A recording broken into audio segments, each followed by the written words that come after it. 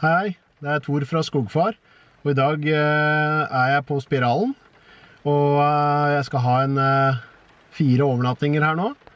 2 alene, og 2 med Kjetil som kommer litt senere. Det pøsregner, så derfor så kommer første overnattinga til å bli veldig nære parkeringsplassen. For i morgen skal det bli opphold, og da kan jeg gå den resterende lille veien fram til Svarttjern. Det er egentlig bare en halvtime gange, men jeg gidder ikke å bli våt.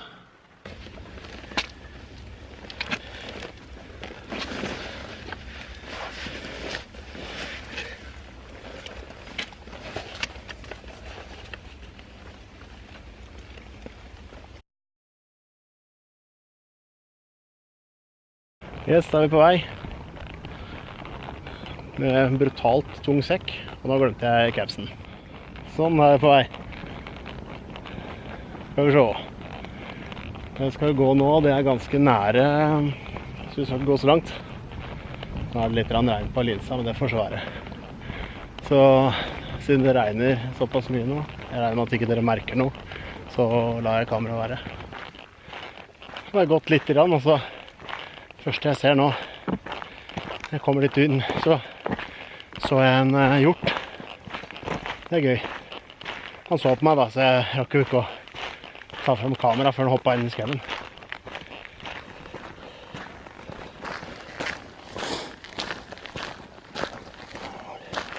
Jeg tror jeg går med kamera i handa, ja, så i tilfelle de ser noe sånt igjen, så har jeg kanskje kjønns til å få fanget det på film.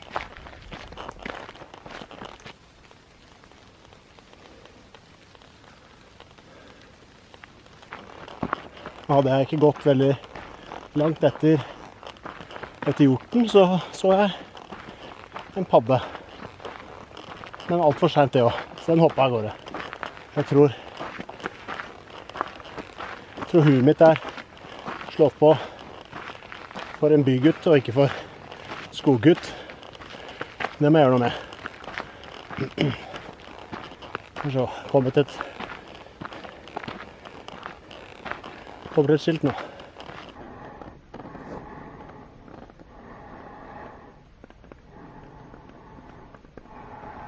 Jeg tenker jeg går til Stronghytta først, og så ser jeg hvordan det står til der.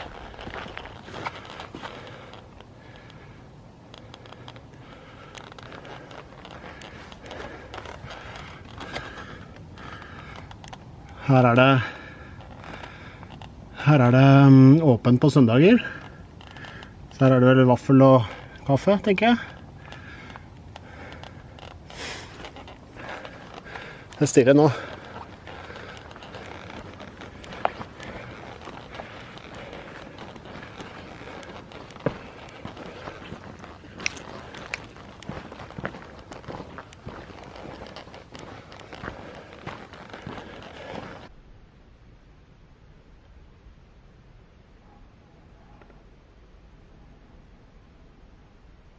Da har jeg funnet et bra sted.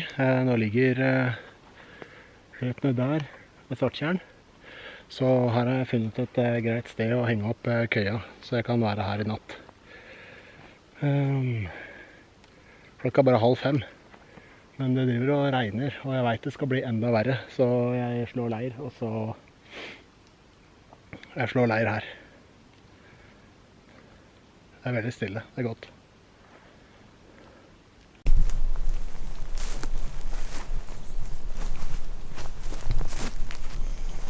Så nice. Da har vi fått opp køya.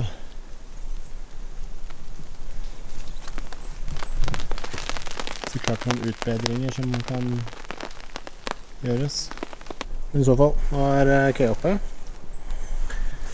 Her har vi dassen min, slash sittestol. Og ligger her med liggeunderlag.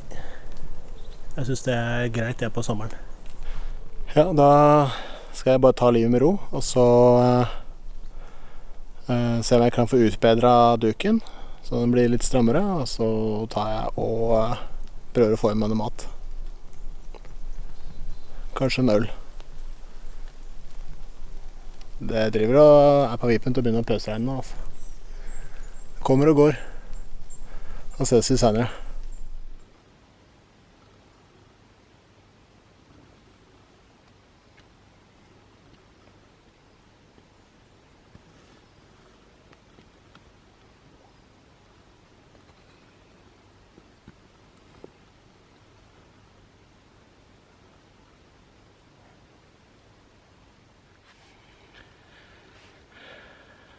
Ja, nå har jeg fått i meg litt mat, og så sitter jeg bare her og hører på stillheten og tar det kul i. Tar meg en liten eplesider. Det er så stille. Det er godt. Tenkte jeg bare å slappe av og kanskje lese litt i boka mi. Boka jeg skal lese fikk jeg av Håvard.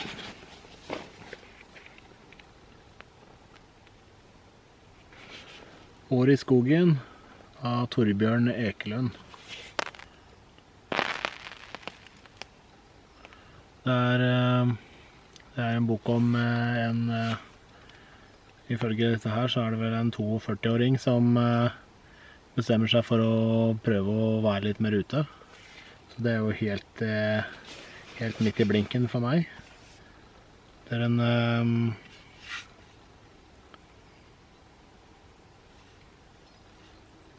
den er fra 2014. Dette er så klart en førsteutgave. Takk for det, Håvard. Så da skal jeg bare slappe litt av, og lese bok. Det er ikke noe mer som skjer i dag, egentlig.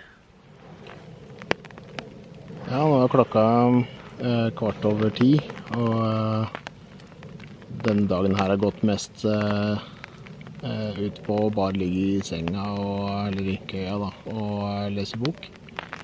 Det har pøsregnet, og temperaturen har vært sånn rundt 15 grader hele tida. Så jeg håper i morgen at det blir litt sol, sånn at jeg kan tørke klær. Det har ikke gått an å tørke. Det har vært for fuktig i dag. Så nå drar jeg soveposen over meg, og så hører jeg på en podcast og sovner. Så da ses vi i morgen. Yes, da er det dag 2. Det har regnet hele natt, så jeg fikk sove en del nå på slutten. Nå er klokka litt over 11, så nå begynte sulten å bli litt for krass. Jeg spiste litt brødskiver klokka 4 i natt, for da våkna jeg og var sulten. Så nå har jeg hentet vann, så nå har jeg tenkt å lage litt potetmos. Og ja, kanskje litt noe kjøtt. Og så skal jeg flytte herfra. Nå har jeg lagt merke til når jeg kom hit at jeg ligger jo rett mellom 2 hytter. Så det er vel sikkert ikke helt innenfor, så da skal jeg prøve å se om jeg finner et annet sted å sove. Svarttjern ser liksom ikke ut til å være noen muligheter for andre enn de som har hytter til å komme til vannet. Og det er litt dumt. Men jeg skal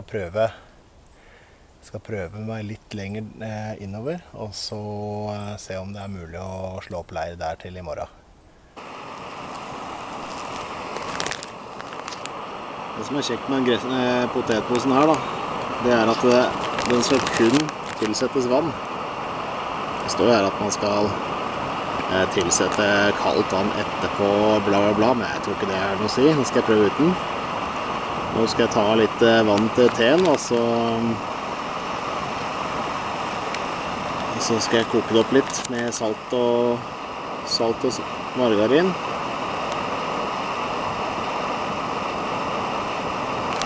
Det står faktisk at de ikke skal ha salt heller da. Det er bra.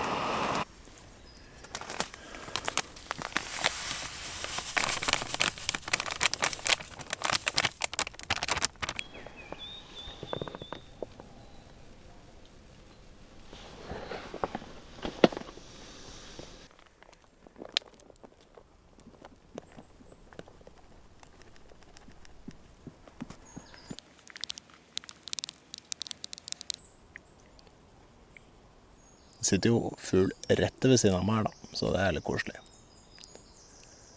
Da kan jeg ikke være så farlig.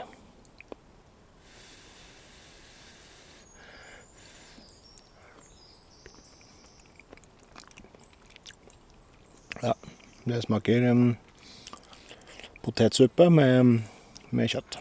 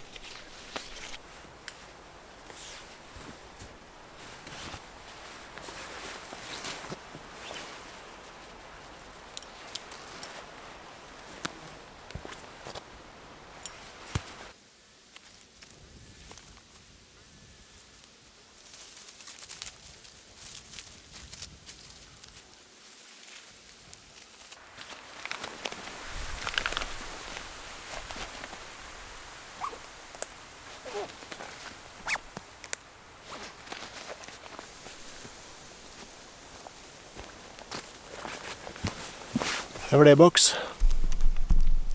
Så da skal jeg prøve å finne et annet sted og sove til i morgen.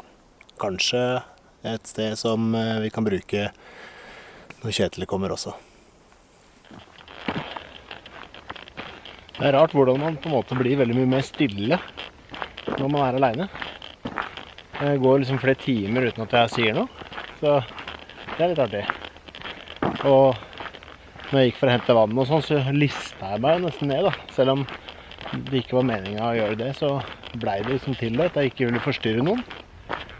Så det var... Jeg har ikke pleid å være ute på tur alene, så dette her jo veldig nytt for meg.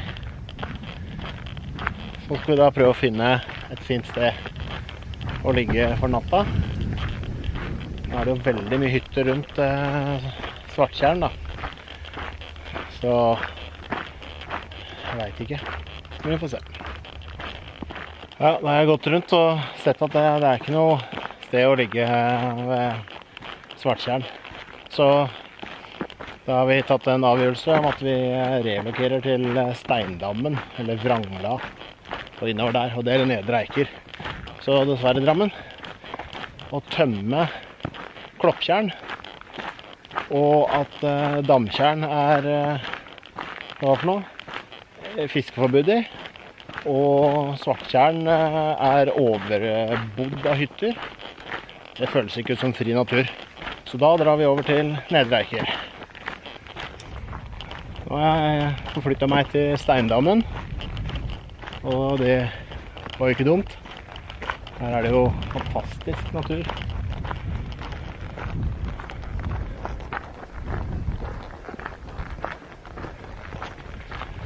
Så nå skal jeg bare komme meg langt nok vekk fra ei hytte. Så skal jeg finne 2 trær. Så skal jeg slå opp.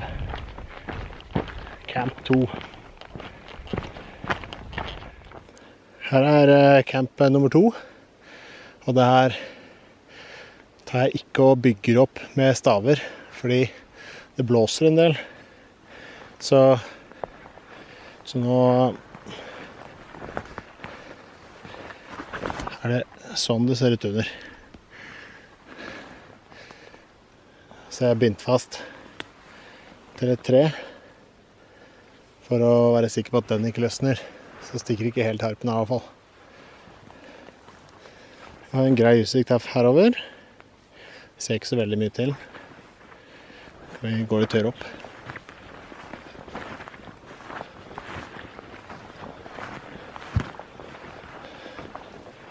Her. Så Der er campen.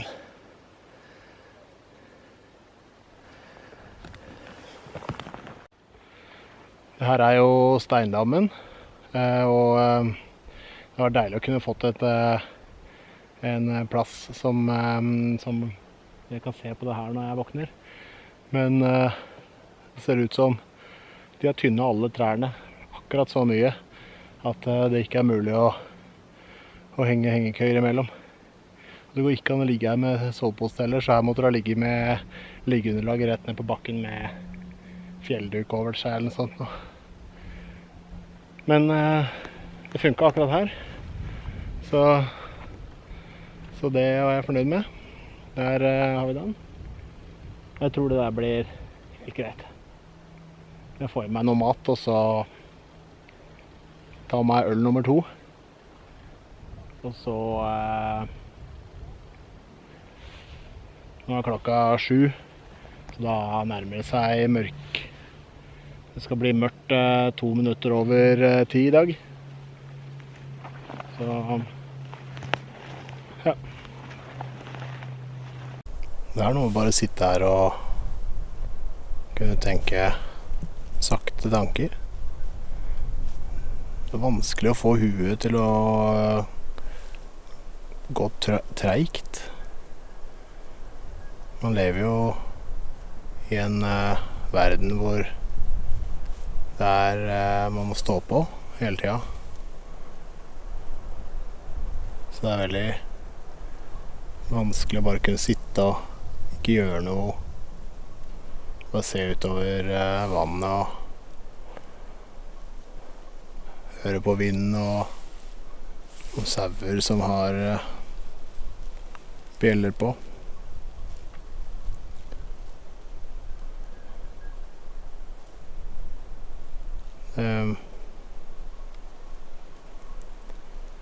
Huet driver og tenker 1000 tanker hele tiden, men det er liksom etter hvert har jeg merket bare på 2 dager at det går litt saktere, og det er godt. Det er veldig godt.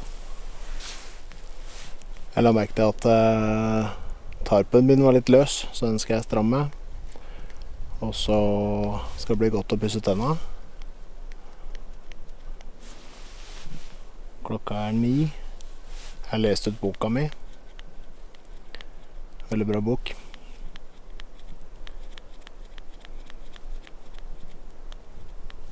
Den boka handler om en kar på min alder som bestemte seg for å prøve å sove ute en natt hver måned, akkurat som jeg har gjort.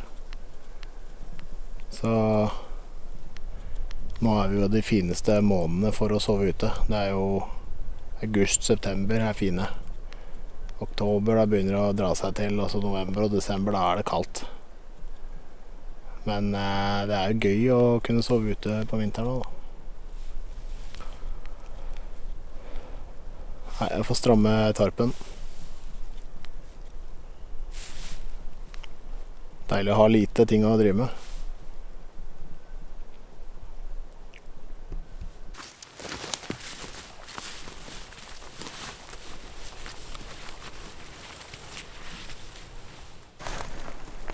For det er bra, vet du. En stram og fin og lav. Det dekker det for vinden som jeg slipper å bli kjørt ned av den. Så skal jeg bare sitte her og se på solnedgangen.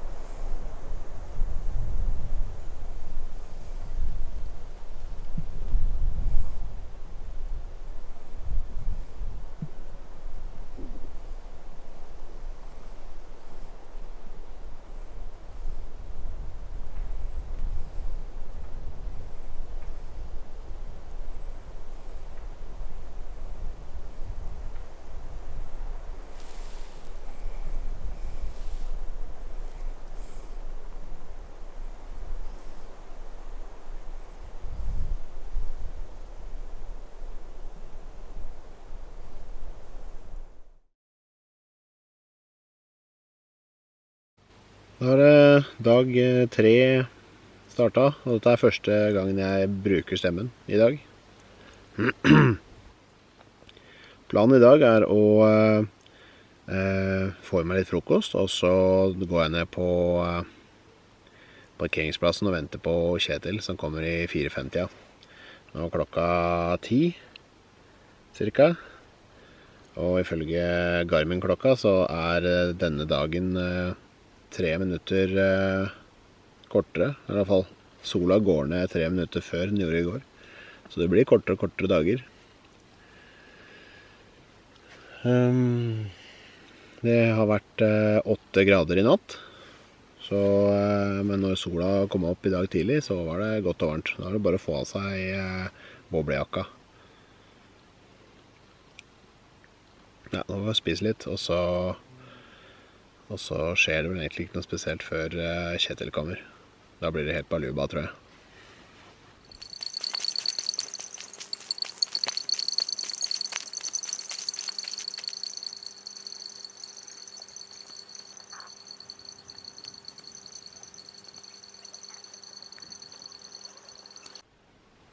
Da har jeg kommet meg ned til parkeringsplassen, og her sitter jeg og venter på Kjetil. Han skal være her hvert øyeblikk nå.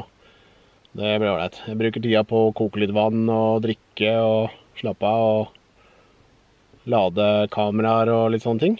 Så jeg håper at jeg har nok strøm når jeg skal reise herfra i morgen. Nei, på mandag. Akkurat her vi står nå, så er det jo trollgjerder. Og jeg er ikke sikker på om vi skal ligge på innsida eller yttersida av de trollgjerdene. Så i Norge har vi jo troll. Men jeg synes de skulle ha merket det på trollgjerdet, om hvilken side trollene befant seg på.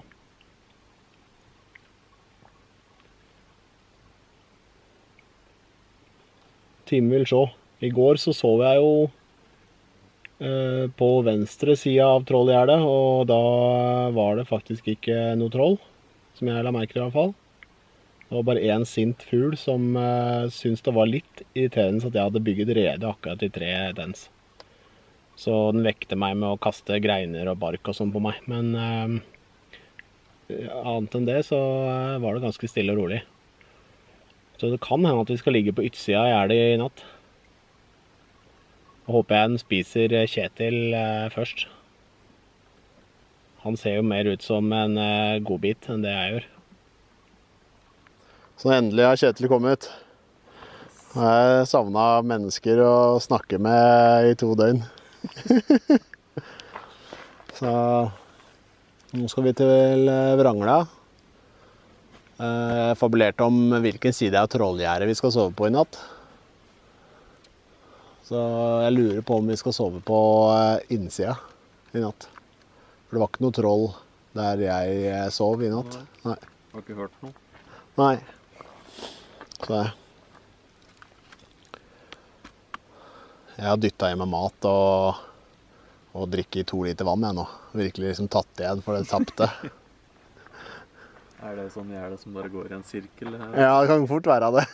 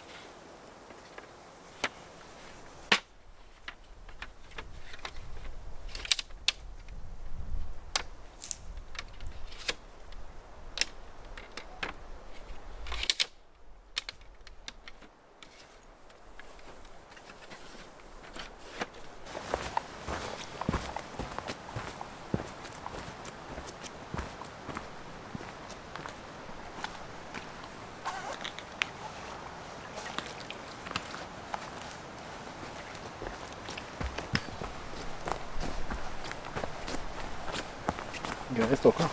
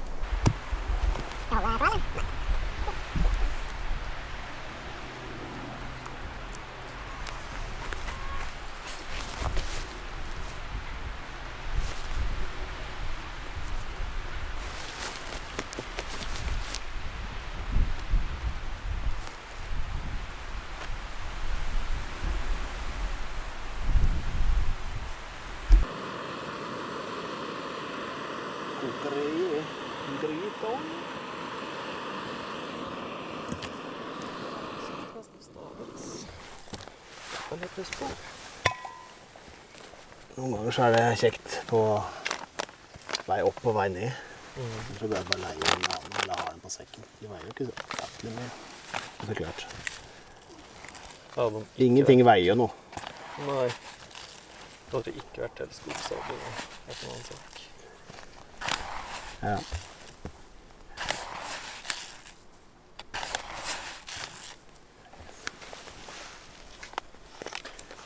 Snadder, snadder, snadder. Håper jeg i hvert fall. Nå skal det bare synke. Bare legge på lokket igjen da. Ja, du kan røre godt. Med den? Ja. Og så bare legge på lokket igjen 10 minutters tid. Og hvis det ikke har synket etter 10 minutter, så er det bare å røre, og så vente et par minutter, og da bare detter alt til dans. Sånn. Jeg skal ikke gjøre det, sånn. 10 minutter. Ta den mest fancy sluken ever. Ja. Den er plain. Ja, det skulle jeg. Ja, den er jo litt tøft. Den er rød bak. Jeg sier det at ja, bronse eller messing, eller hva jeg skal kalle det, funker på rett.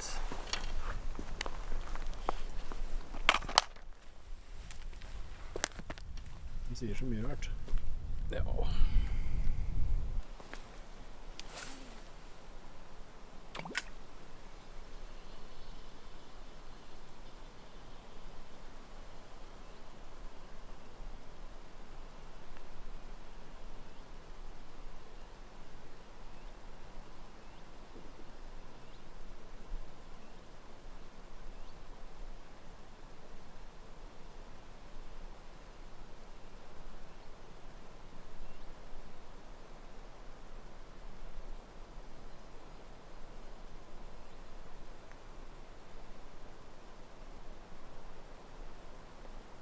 Jeg skal prøve en sånn svart sluk og svart spinner etterpå, når det blir mørkere. Jeg sa på YouTube at det var bra med kontraster, men svart på mørkt er ikke kontrast. Jeg skjønte ikke helt.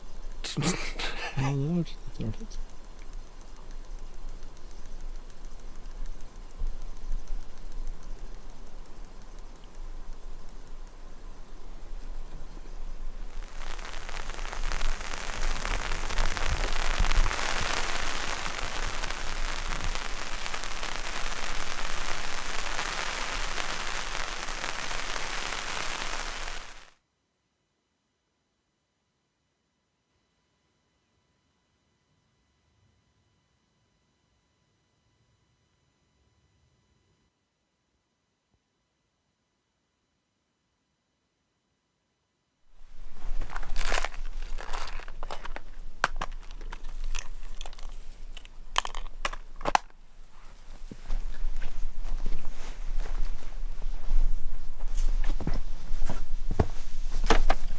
Da er det leggetid for oss. Da er det klokka snart 12. Og vi har ikke fått en eneste fisk. Kjetil har fått et bitte lite napp. Sikkert en fisk som har suttet på marken. Men vi prøver den i morgen. Det har vært veldig trivelig å få et annet menneske å prate med. Nå er det sovetid.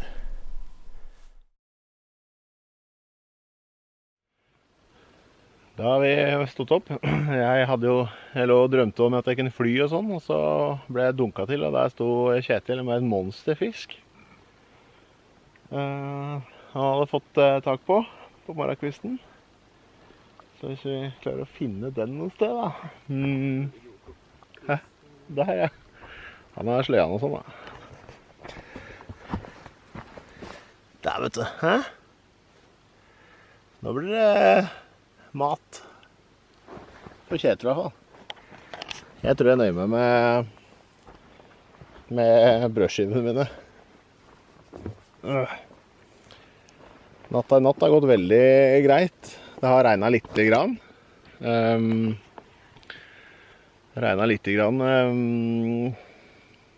Så det har vært ganske rolig med vind.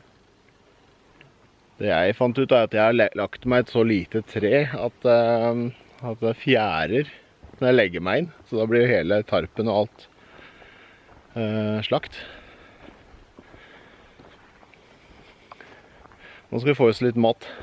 Så skal vi se hva vi finner på i dag. Nå er det bare 2 fisk igjen i fjorden.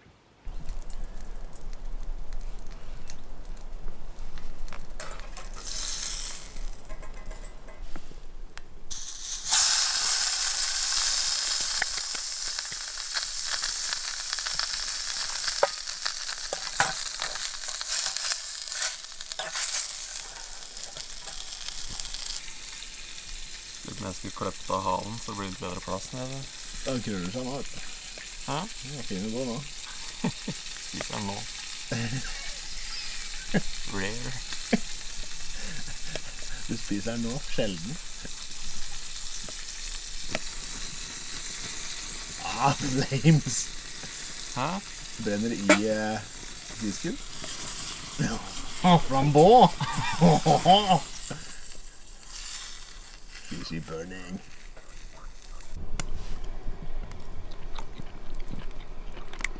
Ja, fisk.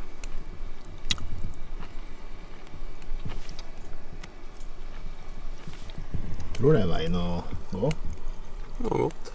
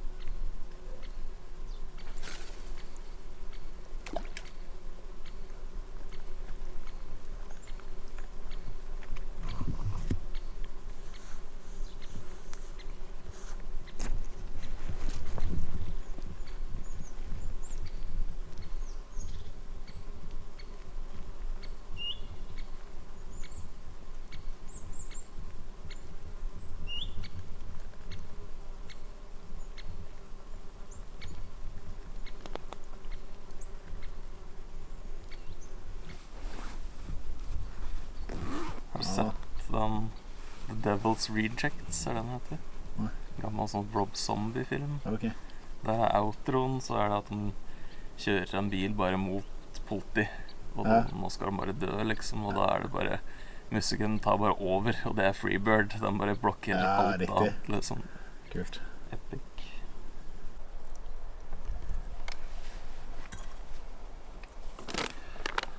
Prøvde vi med 6 toppa sist, så da får vi kjøre.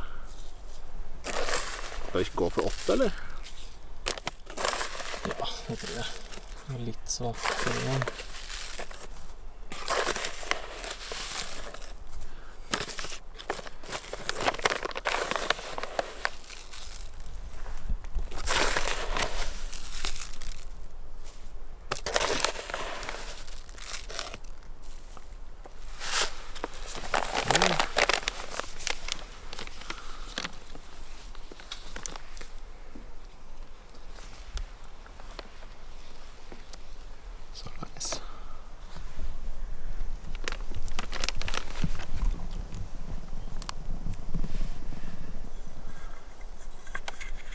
nok. 10 minutter. Ja.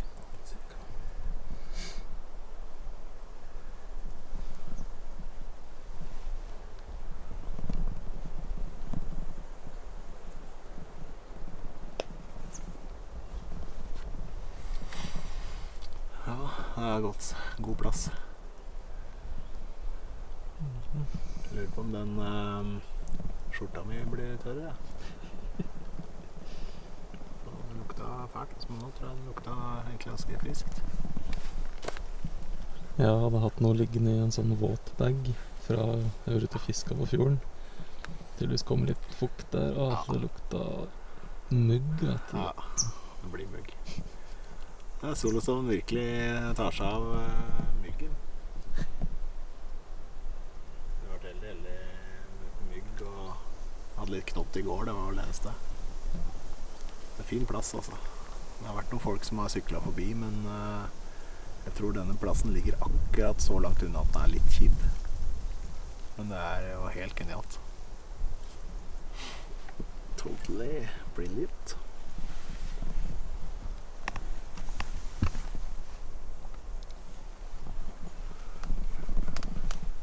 Fornøyd med flaska? Ja, veldig. Jeg er fornøyd med at det gikk an å helle kokende vann rett ned i flaska. Og digg at det var sånn stor tut. Så kan jeg bare la sila mi ligge oppå når jeg fyller. Det er fint som varmeflaske på vinteren. Ja. Bare pisse på den, og så ha den. Ja, du går i køya med en tom, og så blir den varm. Ja. Det er genialt.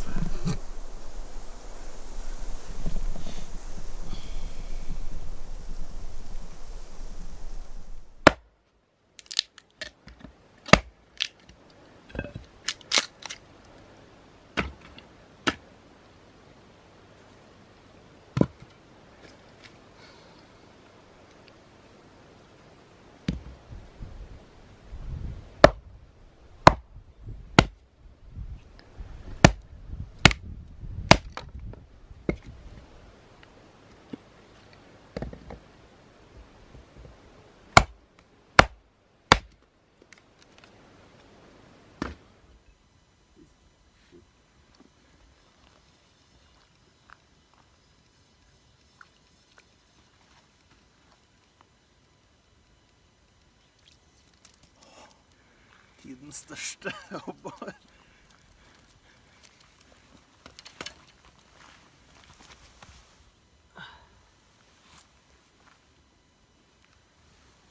Da slipper vi ut igjen.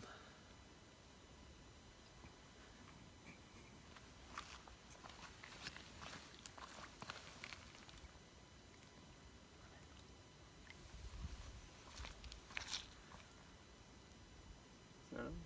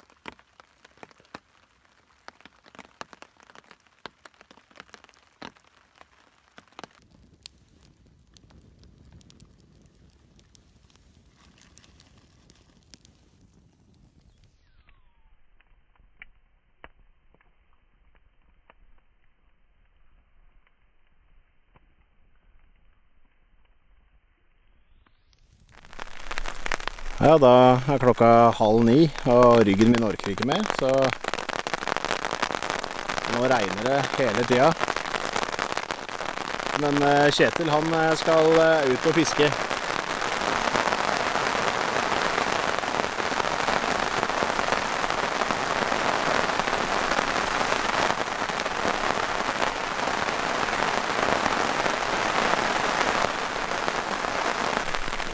Altså, da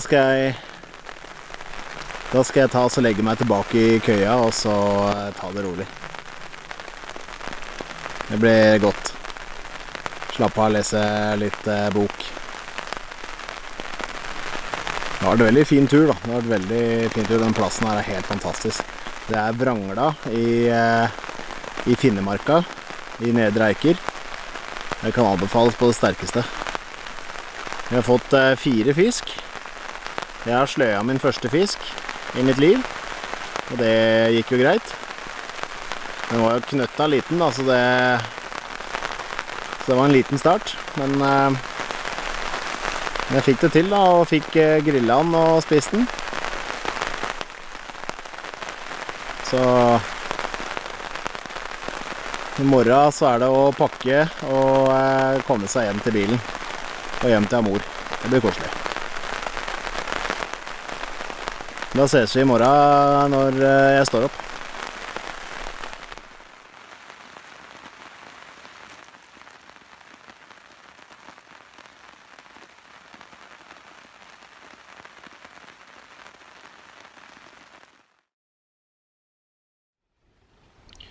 Vi ses. Nå har vi våknet opp klokka 6:30. 11 grader, vind, sol og Kjetil fisker. Kjetil var jo den store fiskemesteren i går. Han fikk jo 4 fisk. En måtte han kaste ut igjen, for den var knøtta liten. De andre var også ganske små, men de hadde klart å sluke kroken så mye at de måtte dessverre bøte med livet og spises. Så da er det egentlig bare å komme seg opp. Ikke så mye som skjer egentlig i dag. Vi skal bare hjem. Det blir trivelig.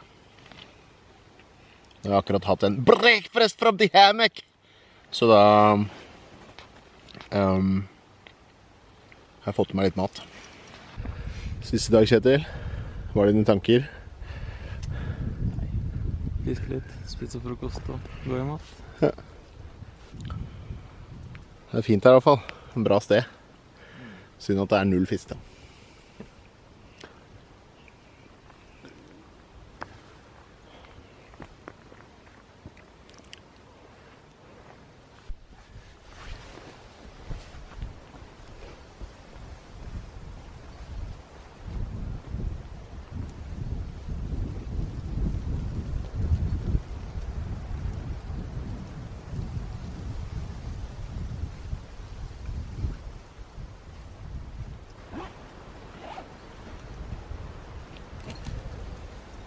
Da er vi på vei hjem.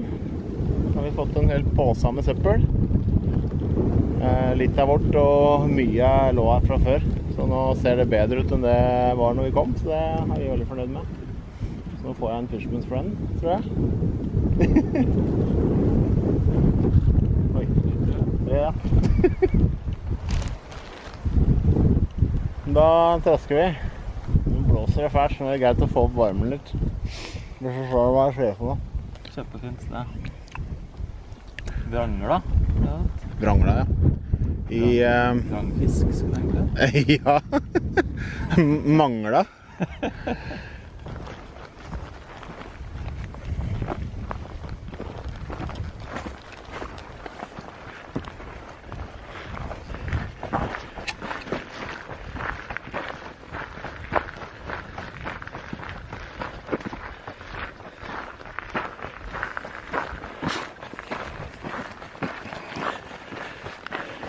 Det blir fort varmt. Ja. Når jeg sto opp, så var det... Ja, du tok på deg varme... Ullundertøy, fleecegenser og jakke, og bøff og lue. Det er 2 timer siden.